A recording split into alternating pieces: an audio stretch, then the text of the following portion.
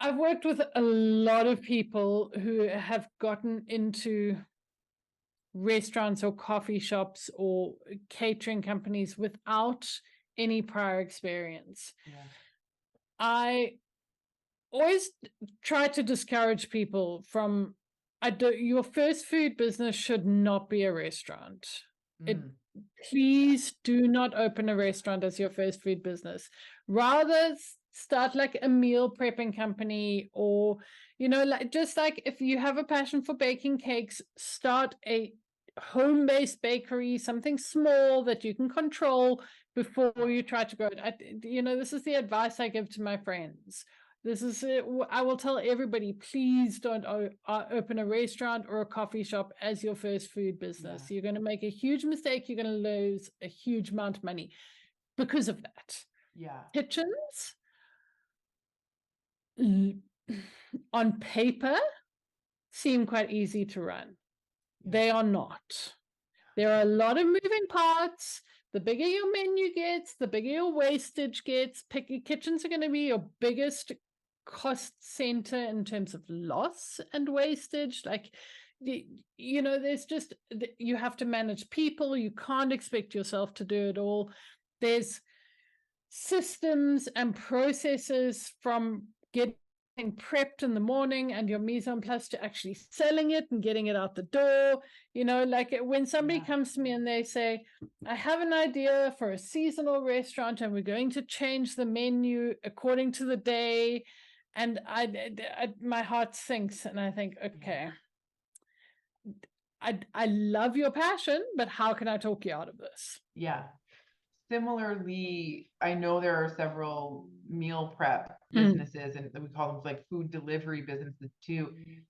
I've heard you talk a lot about the breadth of the menu and Mm-hmm. narrowing the focus is so beneficial.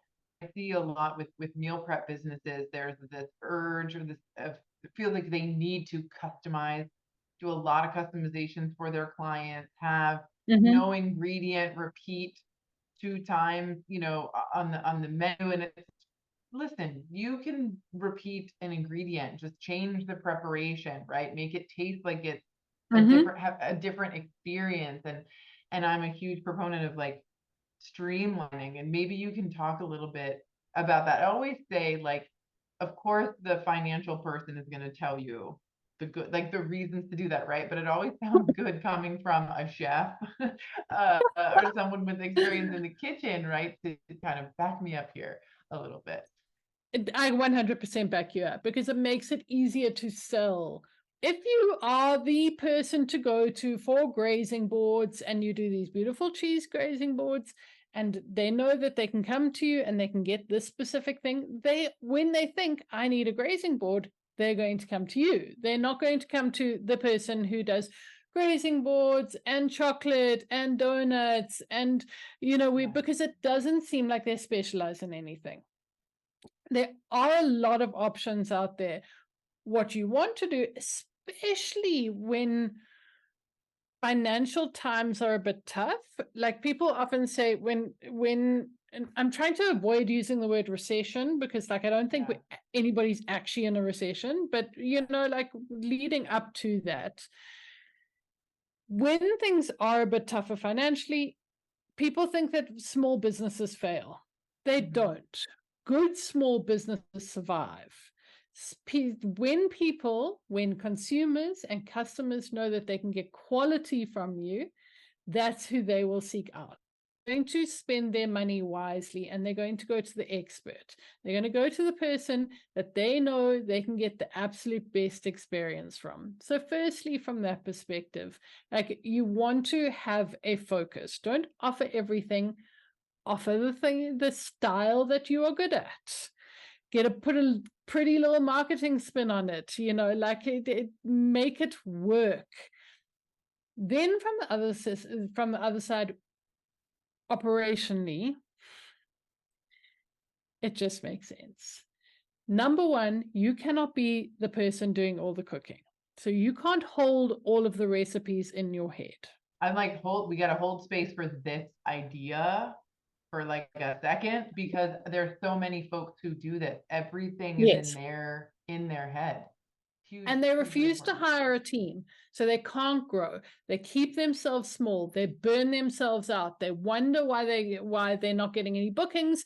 They're not getting any bookings, or they're not getting any orders because they can't market their business because they're exhausted from having to cook in their business all the time. And then the key is they'll say, I'm a perfectionist. I'm like, I understand, but we now need to try and scale your perfectionism. We need to get a system so that other people can do it. And I always recommend that everybody goes and reads the E-Myth Revisited. I give it to people. Like, here's your book, go and read it. Yeah. So I think the other thing here is there's also the version of they have all the information in their head and they haven't gotten it down and into an organized system. There's no good way to communicate. So even though they have people who are there to support them, it's not like autonomous. It's the chef still needs to be there all the time. Can you talk a little bit about, like, give us some tough love or some tips on like how to make that transition? And maybe you have some tools that can help. Well, let's look at what's causing the reason for you to stay there, and what it is it's comfort. So if we look at it from a psychological or a neuroscience perspective, what's happening is you're actively choosing to keep yourself small because you're afraid to grow. You're afraid that when you grow, you're not going to be able to have the same level of control over your business. It's a very scary moment. Growth is very scary for everyone. All right. And it's not you, it's your brain. Your brain wants you to stay where you are. Your brain wants you to know what's coming your way, even if you hate it. It's happy for you to hate everything because your brain doesn't like to work.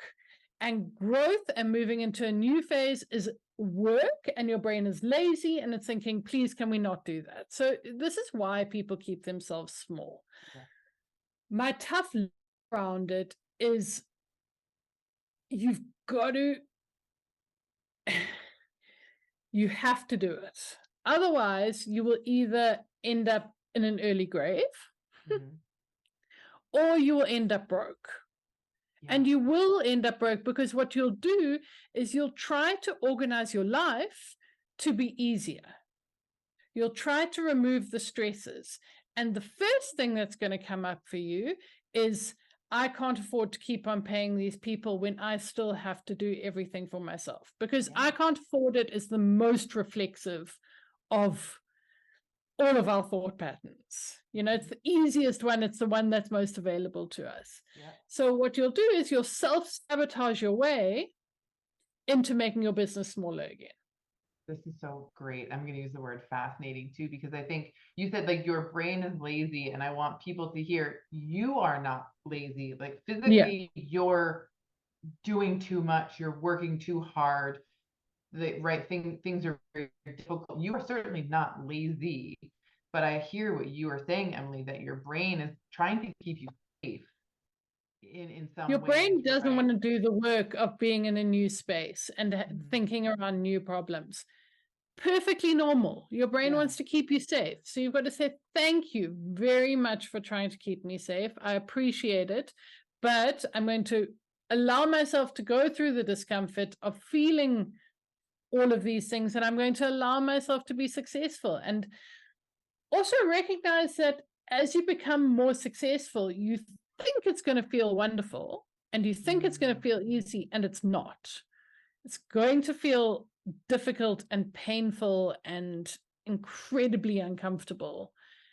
Know that that is the process working.